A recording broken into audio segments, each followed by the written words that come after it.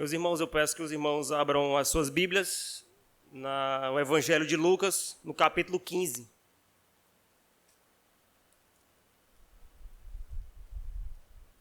Lucas, no capítulo 15, nós faremos a leitura dos versos 1 até o verso 7.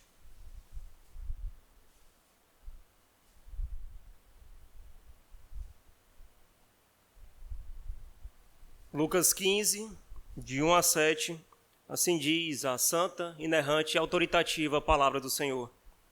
Aproximavam-se de Jesus todos os publicanos e pecadores para o ouvir, e murmuravam os fariseus e os escribas, dizendo: Este recebe pecadores e come com eles. Então lhes propôs Jesus esta parábola: Qual dentre vós é o homem que, possuindo 100 ovelhas e perdendo uma delas, não deixa no deserto as 99 e vai em busca da que se perdeu até encontrá-la?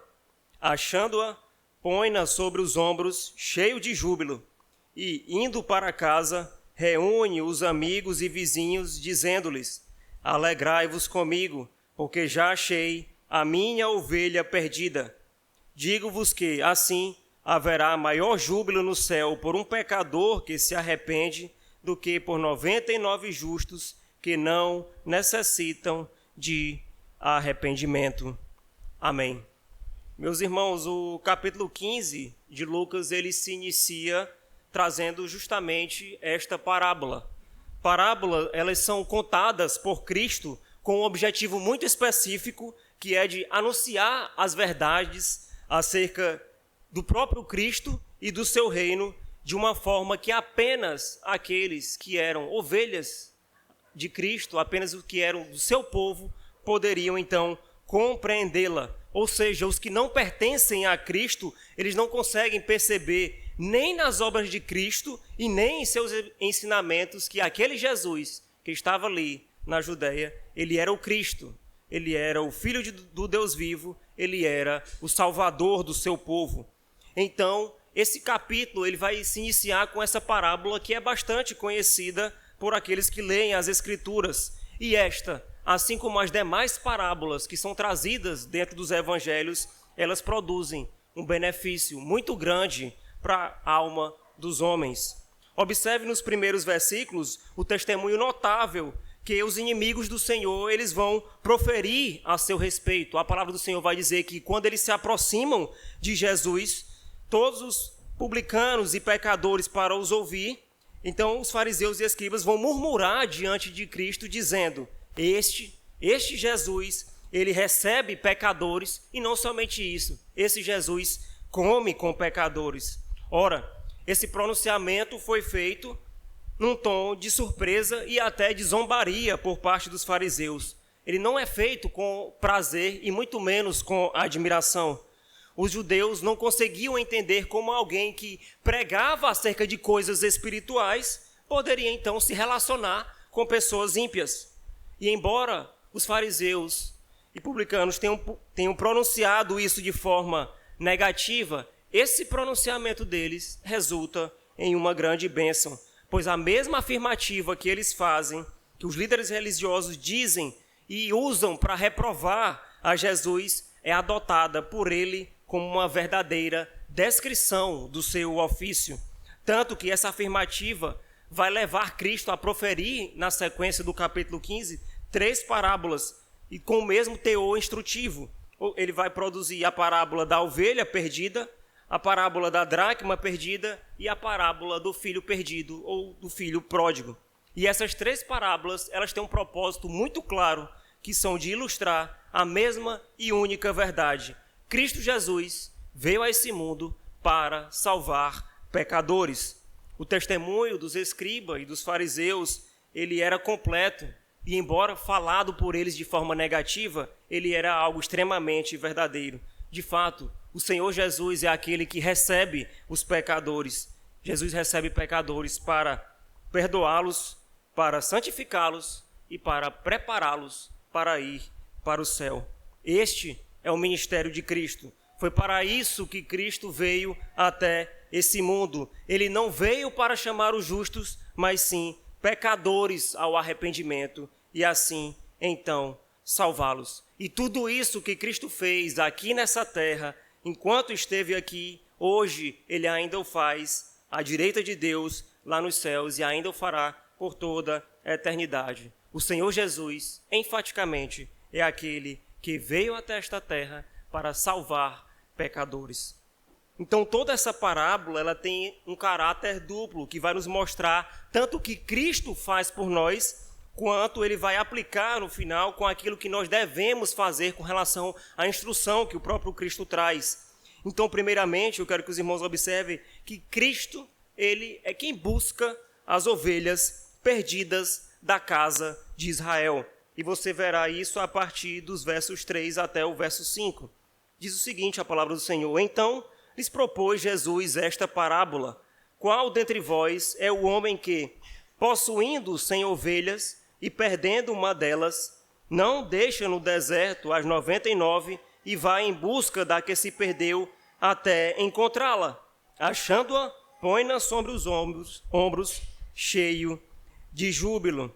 Então você vai ver aqui nessa parte que Cristo ele demonstra um interesse especial em cada alma perdida. Cristo, Filho de Deus, que estava no céu, em toda a sua glória, ele não permanece na sua posição confortável. Ele não permanece ali acomodado diante do pecado do homem. O homem, após ter sido criado, caiu em pecado e necessita agora urgentemente de salvação e de redenção. Então, o Filho de Deus não deixa as suas ovelhas, não deixa o seu povo entregue à própria sorte. Pelo contrário, o Filho de Deus, nascido da Virgem Maria, herda a nossa natureza humana, suporta os sofrimentos que são próprios dessa natureza e assim Cristo morre na cruz. Ou seja, Cristo esvazia-se de si mesmo, Cristo se torna homem de dores que sabe o que é padecer para poder salvar as ovelhas que estavam perdidas. O Deus homem, então, realiza tudo que era necessário para poder salvar cada ovelha que o seu Pai o entregou nas suas próprias mãos. Por mais que essa ovelha esteja perdida, Cristo Jesus, por amor a cada uma delas, se tornou homem, veio até esse mundo pecaminoso, esvaziou de toda a sua glória para poder salvar a cada um do seu povo individualmente. E toda essa ação de Cristo, ela vai acontecer aqui nesta parábola de duas formas. Essa parábola pode ser vista, então, primeiramente, tanto na perspectiva de que Cristo ele vem até esse mundo para salvar pecadores, ou seja, aqueles que nunca estiveram no meio do povo de Cristo, aqueles que estavam afastados e alheios, mas que ouvindo o Evangelho poderão, então, se render a Cristo e se tornar as suas ovelhas. Mas também há um segundo aspecto, que Cristo Jesus, ele não abandona as suas ovelhas. Cristo não simplesmente as salva e as deixa entregue à própria sorte. Cristo cuida das suas ovelhas e quando uma dessas ovelhas se perde, ele então sai à procura dela e a busca onde quer que ela esteja. Enquanto essa ovelha vagueia, necessitada, enquanto essa ovelha vagueia muitas vezes perdida, o bom pastor, o Salvador, busca aqueles que neste momento estão entregues ao pecado. E embora muitas vezes essa ovelha se endureça contra o Senhor, embora muitas vezes ela se recuse a voltar ao aprisco do seu Senhor, todos nós somos exortados, aconselhados e disciplinados a que percebamos o cuidado de Cristo para conosco, porque mesmo distantes do Senhor, sabemos que fomos redimidos por seu sangue e que nós sempre teremos da parte do Senhor, mesmo pecando, um olhar terno, um olhar compassivo e amoroso de Cristo sobre nós. Não obstante toda a nossa rebelião, não obstante toda a nossa transgressão, Cristo nos ama, Cristo nos busca e Cristo nos traz de volta ao seu rebanho. E isso não é motivo, entendendo isso, que independente da nossa condição, Cristo vai nos buscar, não é de maneira nenhuma motivo ou razão para que nós continuemos em pecando e vivendo na impiedade, contando sempre com a graça de Deus. Muito pelo contrário, o texto vai dizer que há grande alegria quando um pecador se arrepende. E Cristo, então, te põe sobre os seus ombros e te traz de volta. Nós, sozinhos, caminhávamos para a perdição, mas graciosamente Cristo nos buscou, nos alcançou e nos salvou.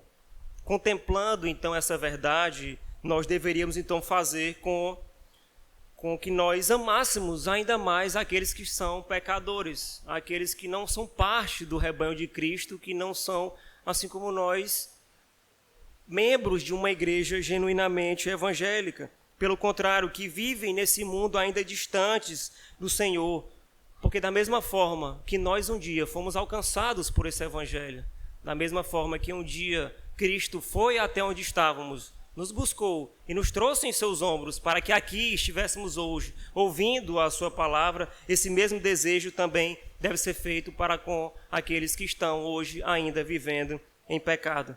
Pois Cristo trará cada um dos seus eleitos sobre os seus ombros à presença de Deus. Mesmo que aquele que você contemple vivendo nesse mundo em pecado possa ser um alcoólatra terrível, entregue à dissolução, mesmo que seja alguém que seja drogado, ou que vive a falar palavras torpes, ou que seja promíscuo, e que para você pode ser até que ele não seja digno. Pode ser que ele não seja digno de receber o evangelho, você jamais deve esperar algo melhor para alguém do que o intenso interesse de que cada homem seja salvo e alcançado pelo evangelho de Cristo, e assim liberto do seu caminho pecaminoso. Você deve simplesmente desejar que o evangelho de Cristo vá ao encontro desses homens, o alcance e tire eles dessa situação deprimente em que eles vivem. Estes homens que vivem em pecado, afastados do Senhor, são nada menos como ovelhas que estão perdidas, laceradas pelos espinhos do pecado, que aprendem, estão em lugares áridos, estão adoentados, estão cegos, perdidos pelos seus próprios pecados. E embora você não possa perceber imediatamente neles um desejo de retornar à casa do Senhor, ou um desejo até de fazer parte do povo do Senhor, de se submeter ao controle do pastor, saiba que nenhum de nós também não tinha esse desejo antes de Cristo. Nenhum de nós, por si mesmo, tem o desejo natural de retornar à casa do Senhor, de fazer parte do povo do Senhor, de obedecer à voz do Senhor. É importante ressaltar que é o pastor quem vai atrás da ovelha, não são as ovelhas que buscam a Deus, Deus quem atrás até ao seu encontro. É o amor do Salvador que busca cada um dos seus eleitos que estão perdidos. Nisto está o amor de Deus. Cristo, o bom pastor, busca muitos cuja salvação parecia altamente improvável, parecia até ser impossível, mas ele vai atrás daqueles que não havia garantia nenhuma de que seriam salvos. Cristo os ama profundamente, cada um daqueles que Deus elegeu antes da fundação do mundo. E isso é um alerta imediato para que nós, entendendo isso, não vivamos então em pecado. Nós, já estando sobre os ombros desse pastor, nós frequentemente sendo trazidos, sendo aconselhados e exortados a estar em fidelidade para com o Senhor, não podemos viver como aqueles que desejam estar perdidos. Muitos dos crentes, infelizmente, estando dentro do rebanho do Senhor, almejam e desejam as atitudes, as ações, aquilo que os homens que estão fora do rebanho fazem. Muitas vezes o povo de Deus tem brincado com o fogo do inferno. Frequentemente o povo de Deus brinca com aquilo que traz a morte, muitas vezes procurando satisfação ao seu próprio coração, e esse coração que é altamente inclinado para fazer o mal, muitos crentes têm buscado, assim como os ímpios, caminhar rumo à desgraça eterna. Então nós somos chamados a reparar bem onde nós estamos, o que nós temos feito da nossa vida, como nós temos vivido atualmente. Mas esse texto também traz um segundo aspecto, não somente é Cristo quem busca as suas ovelhas, mas Cristo também alegra-se quando ele a encontra e ele a traz. Nós vivemos muitas vezes em uma época que nós somos tendenciosos a pensar muito pouco sobre a conversão de indivíduos. Nós vivemos uma vida comum no nosso lar, com os nossos familiares, com os nossos amigos de trabalho, com os nossos vizinhos, e nós pouco pensamos sobre a conversão deles, como se a nossa vida se resumisse apenas a esta vida, apenas ao tempo presente. Nossas preocupações, e muitas vezes nós vemos isso até na igreja, se dá muitas vezes só com a massa, ou seja, com a grande maioria das pessoas. A não ser que aquele que esteja perdido, que esteja afastado do Senhor, seja alguém que é muito próximo a você, seja uma esposa, um marido, um irmão, algum familiar próximo, nós dificilmente nos importamos com ele. Nós dificilmente temos qualquer sentido de cuidado, de afeto com aquela pessoa. Para ele, nós muitas vezes o tratamos como se ele merecesse estar perdido, como se ele merecesse estar alheio do povo do Senhor, como se ele não merecesse qualquer salvação da parte do Senhor. E Cristo, então, ele vai indagar aqui nesta parábola os judeus, dizendo: por acaso, tendo se perdido uma das ovelhas, você não deixaria as demais para buscar aquela que se perdeu? Isso demonstra de maneira muito clara e de forma muito dura o desprezo que muitos têm com aqueles que se perdem. Hoje nós vivemos dentro de um evangelicalismo onde a tendência é sempre a preocupação com a massa, com a grande quantidade dos homens que estão presentes na igreja, como se as pessoas fossem convertidas por atacado em um processo que pudesse ser mais rápido e mais fácil, e assim a importância final seria tão somente na quantidade de pessoas que estão sentadas nos bancos da igreja, pois para eles melhor é que a igreja esteja cheia do que ter cuidado individualmente com cada uma. Nós somos tentados facilmente a desprezar apenas essa uma ovelha que se perdeu, frente às 99, que é uma quantidade muito maior. Nós somos muitas vezes tentados a desprezar aquele único irmão, ou então aquele homem que ainda está perdido, longe do Senhor, e desprezá-lo frente às 99. E mesmo que haja mau caráter da parte dessa ovelha, mesmo que ela tenha decidido por si mesma se afastar do Senhor e deixar os caminhos do Senhor por certo tempo, e embora muitas vezes você possa até desdenhar desse homem, você possa até dizer assim: esse cidadão, ele se afastou do Senhor, ele não está no caminho do Senhor, porque é ele quem não obedece à lei, é ele quem mergulhou no pecado, o problema é dele, a vergonha é dele, eu não tenho nada a ver com isso. O afastamento espiritual que ele passa é tão somente culpa dele. Ele quem merece estar distante do Senhor. Não foi ele quem pecou. Agora ele arque com as consequências. Então nós somos tentados a deixar esse irmão distante, perdido, aos espinhos do seu próprio pecado. Mas será que nós somos tão diferentes dessa ovelha que estava perdida? Você acha também que um dia você também não esteve perdido no seu próprio delito e pecado? Se você lembrar de toda a sua vida pregressa, você vai ver claramente que muitas vezes você esteve distante do seu pastor. Se você passar a sua vida diante da sua mente, diante dos seus olhos, você vai ver por quantas vezes você se afastou dos caminhos do Senhor e você esteve, de certa forma, inútil a esse Senhor. Porque você se entregou ao pecado, você se afastou do caminho do Senhor, você muitas vezes mergulhou na imoralidade, na pornografia, na desonra aos seus pais, você se entrega à ira, ao desprezo ao seu cônjuge, você se entrega à ira e à falta de cuidado com os seus filhos, e mesmo que ninguém veja tudo isso, mesmo que todo esse pecado que você comete seja feito de forma velada, de forma escondida, onde ninguém percebe, onde ninguém vai dar conta daquilo que você tem feito. E você faz isso muitas vezes de forma velada, porque parece que alguém descobriu o seu pecado, alguém descobriu o que você realmente é, o que você realmente faz, e seria vergonhoso demais para a sua reputação. Então você pratica tudo escondido, como se Deus não contemplasse a tudo e a todos. Quantas vezes então você não buscou trazer alegria para o seu próprio coração, alimentar os desejos do seu coração, em vez de cumprir um intento para o qual você foi criado? E isso nós vemos de forma muito clara no cuidado com os crentes com o dia do Senhor. Onde estão os crentes hoje? Onde está o povo de Deus?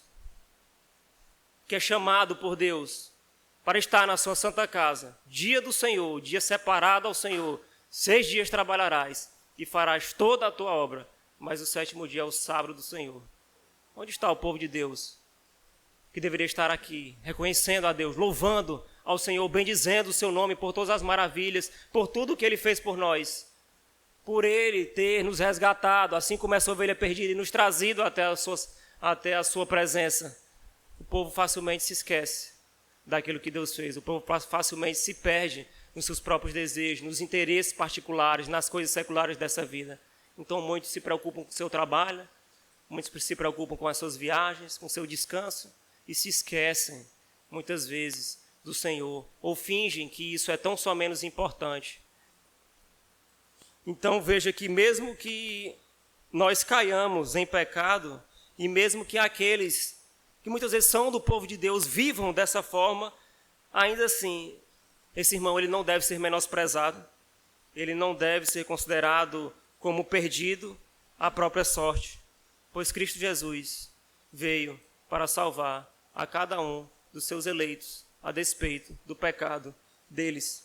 Mesmo que essa ovelha afastada, entregue ao seu pecado, esteja desvalorizada diante dos seus olhos, mesmo que ela esteja presa no espinheiro do pecado da vida dela, Cristo valoriza cada uma das suas ovelhas. E o nosso Senhor demonstra um interesse particular e especial por cada alma perdida. E Ele demonstra um empenho no resgate dessas ovelhas. E se você voltar os seus olhos para o final do verso 5, você vai ver que Cristo demonstra um regozijo especial e Ele se enche de júbilo. Ele diz o seguinte: achando-a, põe sobre os ombros, cheio de júbilo.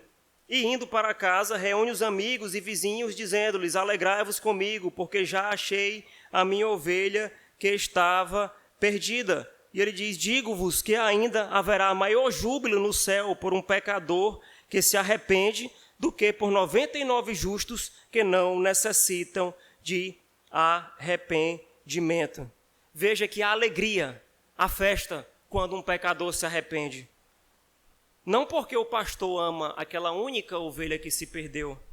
Não porque ele ama apenas uma mais do que todas aquelas 99 que ainda estão diante dele. Por sua graça, as 99 foram preservadas de se desviarem. Mas todas as ovelhas são igualmente preciosas para Cristo. Não devemos considerar que nosso Redentor Jesus ele tem cuidado especial com cada um membro mais do que com outro membro. Como se Deus cuidasse mais de um irmão do que de outro irmão. Não é assim que acontece. Deus se importa com todas as suas ovelhas dentro do seu rebanho. Mas o significado aqui, para que você entenda mais facilmente, é como um filho seu quando está doente. Principalmente os pais que têm mais de um filho. Quando um dos seus filhos está bastante adoentado, quando ele está com febre, ou às vezes quando aquele filho está até com um risco de morte, então é nesse momento que você, com grande atenção e com grande cuidado, você volta o seu olhar para aquele que está enfermo, até que ele se recupere. Então você fica com esse filho bastante tempo em seu colo, você vai ver constantemente como está a sua febre, se ela já baixou, se ele precisa de remédio, que cuidados ele precisa, pois de fato esse filho pode estar doente e pode vir até a morrer. Isso te causa preocupação muito maior do que com aqueles filhos que estão bem. Por isso você sente grande alegria quando esse filho que estava bastante enfermo, então se recupera. A grandeza e a profundeza do amor de Cristo por todo o seu rebanho acontece da mesma forma. A ovelha perdida está ali em grande sofrimento. Todos ficam entristecidos até que esse irmão então tenha retornado e tenha sido retirado da morte para a vida. Por isso que nós muitas vezes tememos quando alguém se desvia do rebanho. Quando alguém é disciplinado diante de Deus, nós não dizemos assim, problema dele, o pecado é dele, ou então muitas vezes nós nem conhecemos aquele irmão, não sabemos nada sobre a vida dele, nós não oramos por ele, e muito menos com ele, e deixamos ele entregue à própria liderança da igreja. E deixa ele lá, ele pecou, se ele se arrepender, bem, se ele não se arrepender, pronto, está entregue. Nós, muitas vezes, não temos cuidado com o povo de Deus. Muitas vezes nós não reparamos que aquele que pode ter se perdido por apenas um momento, porque a confissão diz que muitas vezes nós enfraquecemos na fé, muitas vezes nós podemos tropeçar durante o caminho, por isso que a Bíblia diz, aquele que está de pé, veja para que não caia. Nós devemos considerar naqueles irmãos que por hora estão afastados do Senhor. Nós devemos temer quando alguém se desvia do rebanho. Nós devemos temer que aquele irmão não pertença ao povo do Senhor. Nós devemos temer que aquele irmão se entregue à perdição, pois nós sabemos o triste fim e resultado de um homem que no final da sua vida é encontrado sem Cristo Jesus. Mas toda essa conversa sombria sobre o triste fim da perdição acaba quando a ovelha é, enfim, alcançada pelo Evangelho de Cristo. A intensidade do alívio é muito maior do que o peso da apreensão e do medo, porque este homem que é trazido nas Escrituras parte para encontrar as suas ovelhas. Ele é atrás de volta do pecado, ele é atrás de volta do deserto onde ela estava, e ele a põe sobre a relva verde. Ela que estava exausta e quase morta no seu caminho, entregue ao pecado, agora está nos braços do seu pastor, e agora ele se alegra juntamente com o seu irmão, porque esta ovelha foi recuperada. Este texto, então, meus irmãos, ele nos conduz, então, a algumas aplicações. Primeiramente, ele nos chama ao arrependimento. É incrível nós pensarmos quanto o povo de Deus, e principalmente a liderança da igreja, tem relaxado quando desfruta de certo sossego, quando se desfruta de paz, de saúde, de bem material, quando você está financeiramente bem, quando você parece que não precisa de absolutamente nada. É exatamente nesse ponto que você perde de vista todo o caminho árduo da verdade e do livre curso que o Evangelho percorreu durante toda a história para que você pudesse, então, agora, desfrutar dele. Isso é tão verdade que nós, diante do nosso bem-estar, nós não nos lembramos do sofrimento passado pelos grandes reformadores ou pelos grandes mártires da igreja na defesa da verdade. E por que não, também não trazemos à nossa mente aquilo que é trazido aqui nos evangelhos acerca de Cristo Jesus, não somente em Lucas, mas nos demais evangelhos, você vê constantemente aquilo que Cristo fez. A vida de Cristo, como ele sofreu, como ele padeceu em seu lugar. E quando você ou goza de paz e tranquilidade, ou então quando você está diante de uma aflição, você parece que esquece daquilo que Cristo fez por você. Você se esquece muitas vezes do próprio Cristo. E por que nós fazemos isso? Geralmente porque aquilo que custa muito para alguns, por outros, é lidado com mero desprezo, porque não te custa nada. Você parece estar bem confortável na sua vida. E o Evangelho, então, é visto com algo de só menos importância. Algo que talvez seja moldável, talvez seja vantajoso, no sentido de se adaptar à sua vida, que muitas vezes é mundana, onde ele pode se ajustar de acordo com o seu interesse, de acordo com o resultado que você deseja obter na sua vida. E, naturalmente, então, se percebe que alguns têm se perdido no caminho. E como foi dito lá no começo, muitas vezes o cuidado que você tem com a sua vida é não meramente do que o cuidado com o que os demais vão ver de você, com a sua aparência. Por isso que você esconde o seu pecado, por isso que você, quando peca, você faz isso de forma tão velada. Você não se importa se Deus está vendo ou não, tanto que você muitas vezes não se arrepende desse pecado. Você se importa muito mais que os irmãos não vejam o seu pecado, que algum irmão descubra aquilo que você realmente é, aquilo que você realmente fez. Então aquilo possa, digamos, trazer vergonha para a sua vida.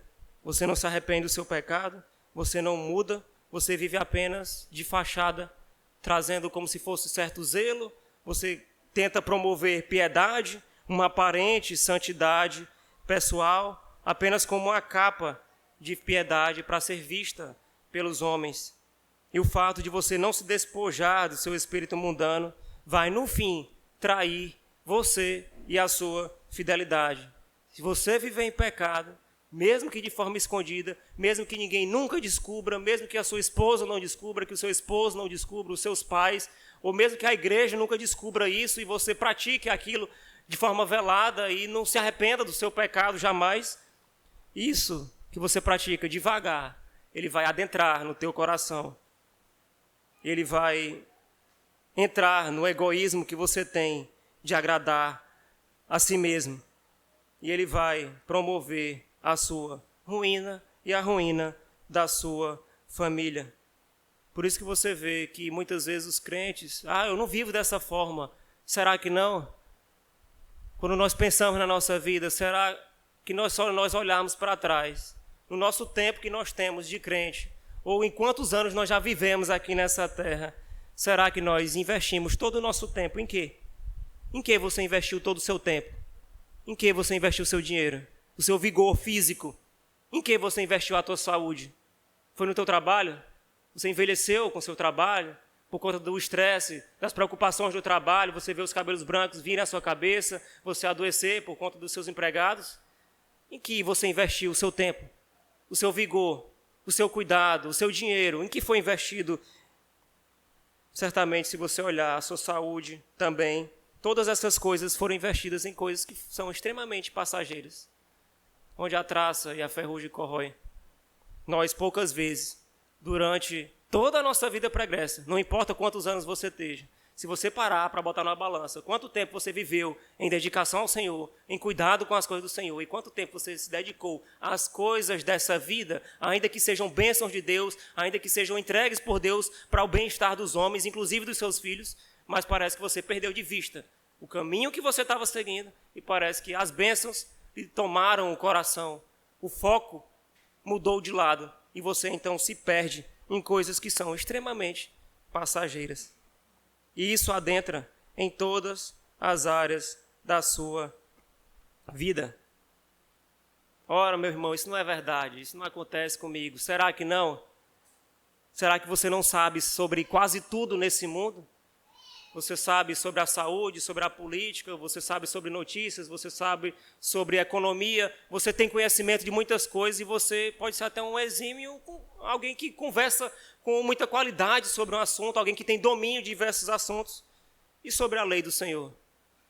E sobre as verdades do Evangelho? O quanto você sabe? O quanto você sabe sobre as Escrituras? No fundo, nós nos tornamos apenas como um monumento que talvez seja bonito por fora, bem aparentado, confundido muitas vezes com algo que é puro, com algo que é virtuoso, mas que por dentro, na realidade, é apenas uma caverna de uma deterioração moral. Então, os seus pensamentos, os seus desejos, as suas ações devem estar constantemente passando por uma análise. O evangelho que você tem ouvido aqui neste lugar, ou seja a igreja que você congregue, sendo genuinamente evangélica, o evangelho que você ouve bate constantemente, como um machado bate na raiz da árvore da corrupção do seu coração. E esse chamado ele é muito pertinente a pastores, a presbíteros, a diáconos e também aos pais que são líderes do lar, aos homens que são responsáveis por sua casa e pelo cuidado da sua família no exercício da sua vocação. Nós não podemos, de maneira nenhuma, descansar dessa obra e nem podemos fazê-la de forma displicente, sem estar preparados. Se nós não nos prepararmos, a carta aos Efésios traz isso de maneira muito clara. A nossa vida não se limita apenas a esse mundo, às coisas naturais dessa vida. E ele traz uma série de itens que são componentes da armadura de Deus. Nossa luta não é simplesmente contra a carne, mas é contra as forças espirituais do mal. Em que caminho nós temos caminhado? Ora, se você...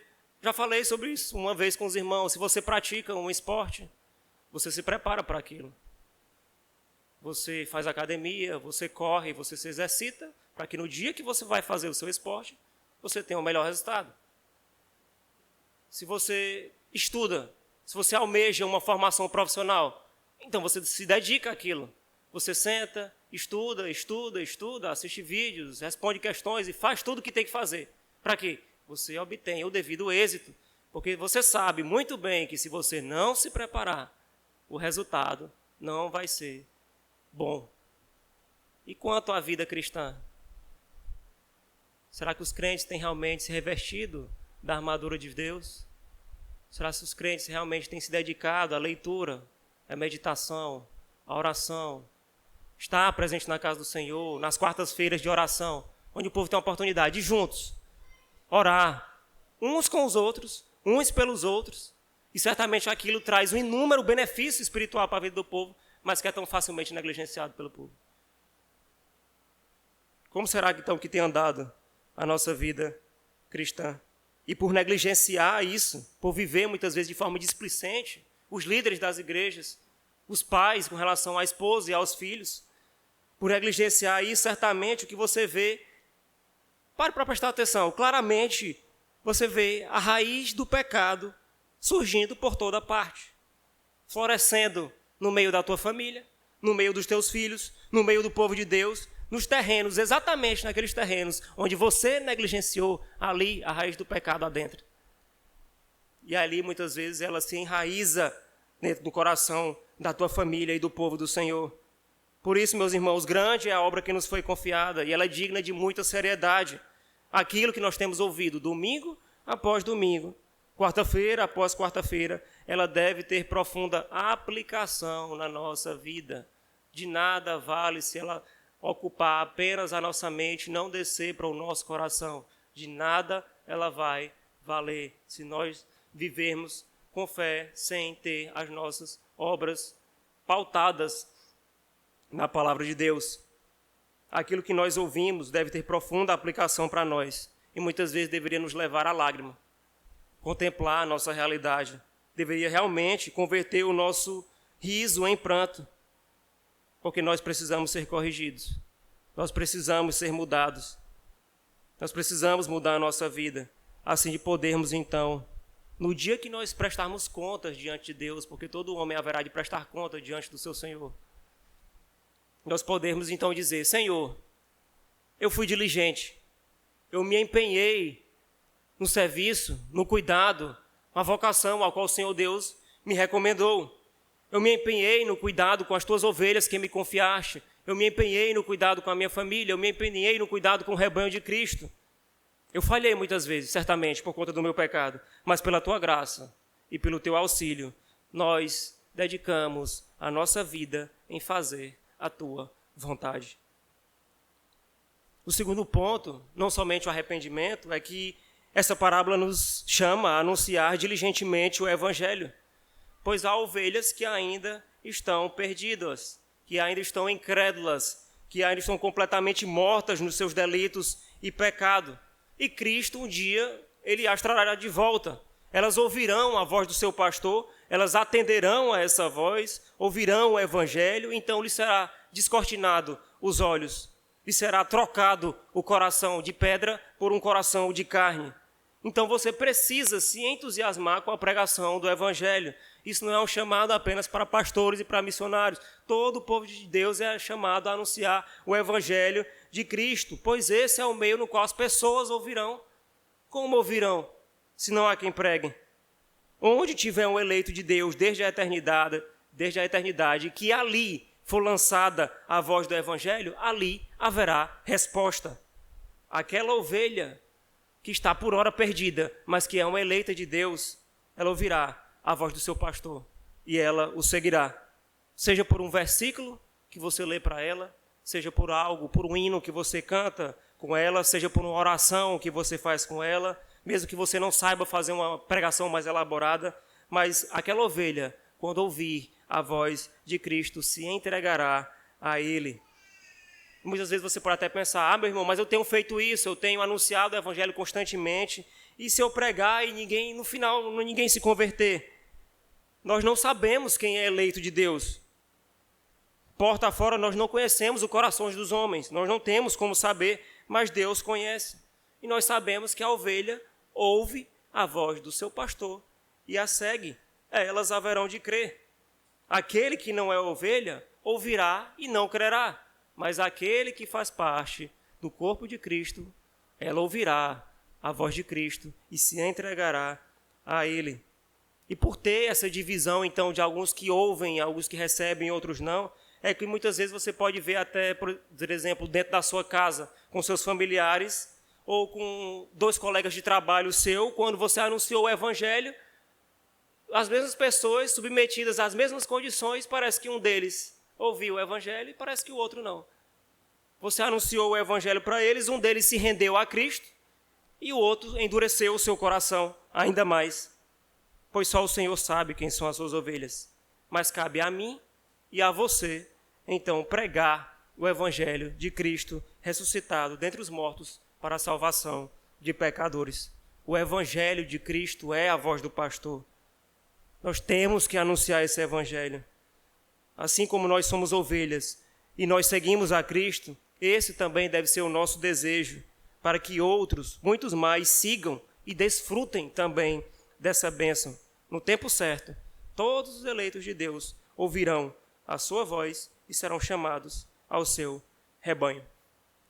Por fim, esta parábola, ela produz segurança em nosso coração. Nós claramente, a parábola não fala sobre um pastor, ela fala sobre um homem que, contemplando as ovelhas, contemplando aquela ovelha que se perdeu, ele deixa as 99 e vai em busca de apenas uma. Mas claramente, como vimos, esse homem que cuida das ovelhas é um pastor.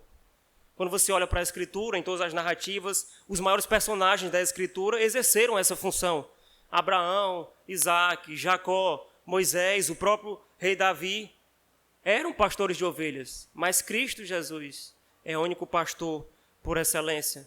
Quando você lê os salmos, principalmente dos salmos 22 até o salmo 24, que são conhecidos como salmos messiânicos, você vai ver no salmo 22 que Cristo, ele é o pastor que dá a vida pelas ovelhas. No salmo 23 você vê que Cristo é o pastor que vive para as suas ovelhas. No salmo 24 você vê que Cristo é o supremo pastor que voltará para buscar as suas ovelhas. Então você vê em toda a Escritura que Cristo deu a vida por suas ovelhas. Ele vive por suas ovelhas e ele voltará uma segunda vez para buscar a cada uma dessas ovelhas. Nós somos ovelhas de Cristo. Cristo é o nosso bom pastor. Ele deu a vida por nós. Diferente do lobo que devora as ovelhas, como é trazido nas Escrituras, diferente daquele que é falso mestre, que em vez de alimentar as ovelhas, ele faz se alimentar delas. Cristo, ele cuida de cada uma das suas ovelhas. Cristo, Deus, voluntariamente, Cristo morreu para poder salvar cada um de nós que somos pecadores.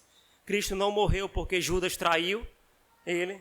Cristo não morreu por condenação de Pilatos. Muitas vezes você pode até contemplar na internet alguns memes assim, vou construir uma máquina do tempo e vou voltar no tempo para matar Judas para ele não tirar a vida de Cristo.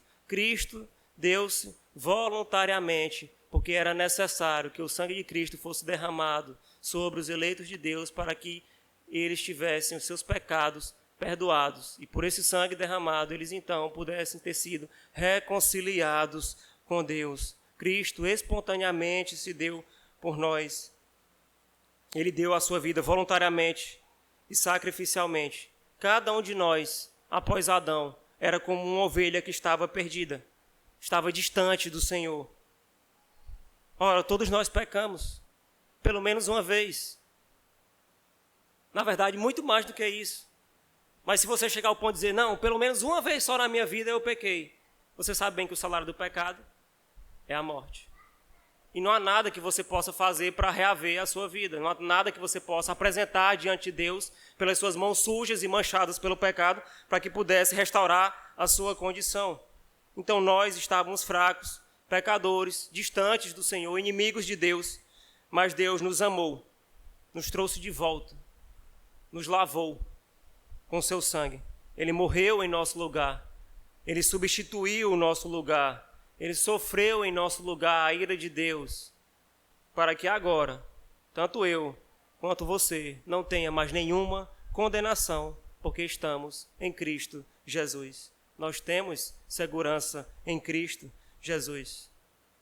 Mesmo que você contemple o seu pecado, a sua fraqueza, a sua debilidade, quando você tiver medo, mesmo que você esteja aflito, esteja angustiado diante das dificuldades dessa vida, saiba que Cristo, ele te conhece por dentro.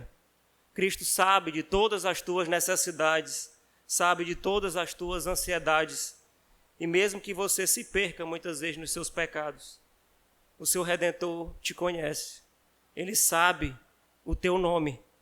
Você é dele e ele não te deixa lá. Mesmo que muitas vezes você se afaste do Senhor, Ele vai até você, Ele te busca, Ele te chama, Ele te traz de volta, Ele te tira do pecado e você então se arrepende. Você ouve a voz do seu pastor, você é conduzida a pastos tranquilos, pois nenhuma ovelha se perderá. É isso que Cristo diz: nenhum, ó Pai, dos que me deste, eu os perdi, exceto o filho da perdição. Todos serão finalmente salvos. Claro que são os eleitos de Deus. As 99 ovelhas ficarão lá, mas Cristo irá atrás de você, mesmo que você esteja muitas vezes distante dele. E ele irá atrás de cada um que é eleito. Mesmo que você se afaste dele, que você mergulhe no seu pecado, mesmo que você esteja muitos anos distante do Senhor, Cristo te põe sobre os ombros dele. Ele te traz de volta e ele se alegra grandemente porque você foi resgatado. Bendito seja Deus, porque nós somos amados, apesar de nós mesmos. Então, se você está aqui hoje e sabe que está preso ao pecado, você conhece o seu coração. Eu não conheço. O reverendo Herardo, que é responsável por vocês, não conhece. Os diáconos não conhecem. Os presbíteros da Pissarreira não conhecem. Só Deus. E você muitas vezes conhece o seu coração. Sabe a condição que você se achegou aqui diante dele. Se você está preso ao seu pecado, se você está preso ao mundo, se você está perdido nos seus prazeres, na impiedade, na carnalidade, servo de Satanás, saiba que ainda tem solução para você, porque o bom pastor, Cristo Jesus, deu a sua vida por suas ovelhas, e ele te salva não pelo que você é, mas ele te salva pelo seu sangue, porque ele te amou antes da fundação do mundo, e ele te conduz à ressurreição eterna. Assim como Cristo ressurgiu dentre os mortos, como o primeiro de muitos irmãos, ele também te fará ressuscitar e te porá num lugar glorioso com Deus para sempre. Cristo é o único que te livra verdadeiramente. Bendito seja Deus por tão grande benefício em nosso favor. Nós, contemplando essa verdade, então possamos viver a cada dia, buscar viver de modo mais piedoso, possamos realmente abandonar o nosso pecado, mudar de comportamento, mudar aquilo que não tem sido de acordo com a lei do Senhor, viver de forma santa e piedosa, a fim de que, quando Cristo voltar, como noiva de Cristo que somos, possamos ser encontrados diante dele de forma pura e sem mácula. Podemos ser encontrados fiéis diante do Senhor. Que esse seja o nosso desejo e assim seja a nossa vida, não somente agora, mas até a nossa morte ou até a vinda de Cristo. Amém.